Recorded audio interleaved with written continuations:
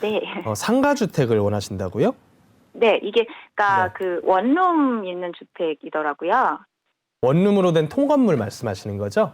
네네. 그걸 원하시는 이유는요? 아, 그 월세 수익을 음. 좀 바래가지고요. 시청자님 목소리 들어보면 굉장히 젊으신 것 같은데 네. 은퇴하시는 분께서 하는 투자 방법을 쓰시려고 그러세요? 아, 그런 건가요? 어떤 특별한 목적이 있으신가 해서요.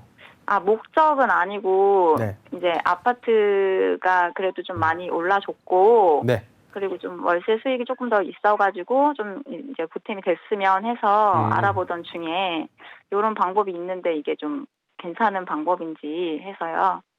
지금 그러면 매도하고 새로운 물건 사게 됐을 때 네. 추가로 비용 들여야 되는 게 있을까요? 지금 그러니까 이게 한 2억 정도가 차이가 나는데요. 얼마짜리를 보고 오셨어요? 구산역에서 한 1, 2분 거리에 있는 건물인데 네. 여기가 한 15억 9천 정도 하더라고요. 토지가 좀 작나 보네요. 대지가 133제곱미터더라고요. 133이면 한 40평 남짓 되는 건데요. 네네. 자, 한번 집원을 말씀해 주세요. 제가 좀 자세히 좀 볼게요.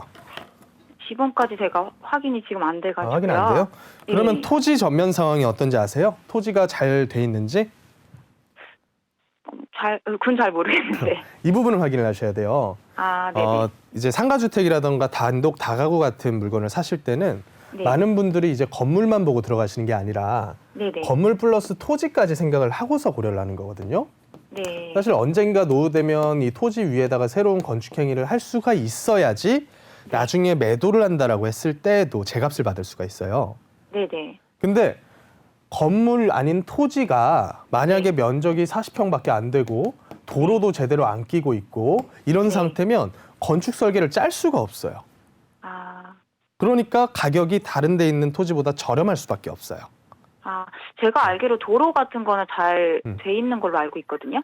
그러면 확인을 한번 해보세요. 적어도 네. 6m 폭 도로를 접하고 있는지 이런 식으로 맹지가 아니라 도로가 있고 건물 있고 그 뒤에 있는 맹지가 아니라 네. 도로를 이렇게 정확하게 접하고 있는지에 대해서 확인해 보셔야 되고요. 아, 네네. 그리고 그 주변 지역들에 있는 아마도 2종일 거예요. 네. 2종 일반 주거지역 토지대들하고 한번 비교도 해보시죠. 3종이었어요. 3종이에요? 네. 3종 그리고 거기 주거지역.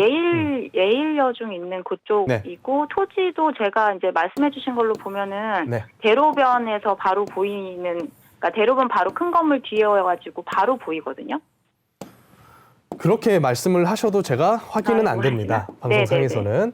네. 그래서 제가 그 조건을 먼저 말씀을 드릴 테니까 네. 일단 큰 방향성에 대해서 볼 때 네. 시청자님께서 그 아파트를 정리하고 돈 추가해서 상가주택 사는 그 방향성은 저는 크게 동의하고 싶진 않아요. 아, 그래요? 차라리 아파트를 거주하면서 끌고 가시면서 네. 가지고 계신 현금으로 새로운 투자를 만드세요. 굳이 통건물로 살려고 그러시지 마시고요. 작은 물건이라도 월세 나올 수 있는 상품들 찾을 네. 수 있거든요. 통건물 아니고요. 그렇죠. 네. 이게 저는 더 합리적일 것으로 봐요. 어차피 지금 뭐 아파트 가격 찰 만큼 찬 것 같아요 얘기를 하셔도 네. 그러다가 조정됐다가도 10년 있으면 또 올라가 있을 거예요. 그러니까 저는 이거 굳이 들고 있는 한 채까지 정리할 필요는 없다. 거기다가 이제 신축으로 새롭게 들어가는 아파트이기 때문에 네. 서울에 있는 아파트들 대비해서 비교 우위가 좀 있어요. 보통은 조정기에 가장 적게 떨어졌던 데들이 신축 소형 아파트들이에요. 네. 그래서 얘는 그냥 끌고 가시되 네. 2, 3억이라도 돈이 있다면 이걸 네. 가지고 별도 투자하면 되지 않느냐? 저는 그렇게 생각을 해요. 월세 나오는 작은 걸로요? 월세가 나와도 좋고요. 네. 아니면 전세를 끼고 매수하는 것도 좋고요. 뭐가 됐든지 간에.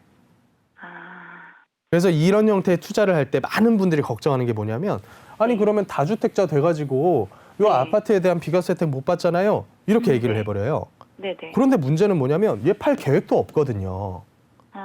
10년을 임대를 하더라도 임대 후에 얘부터 먼저 팔면 돼요. 그리고 2년 거주해버리면 돼요.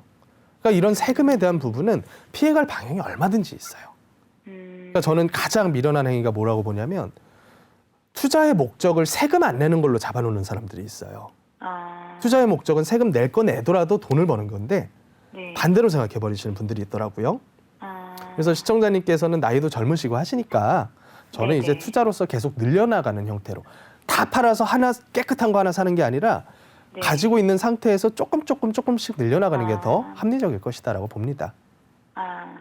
네, 알겠습니다. 네, 여기까지만 감사합니다. 정리할게요.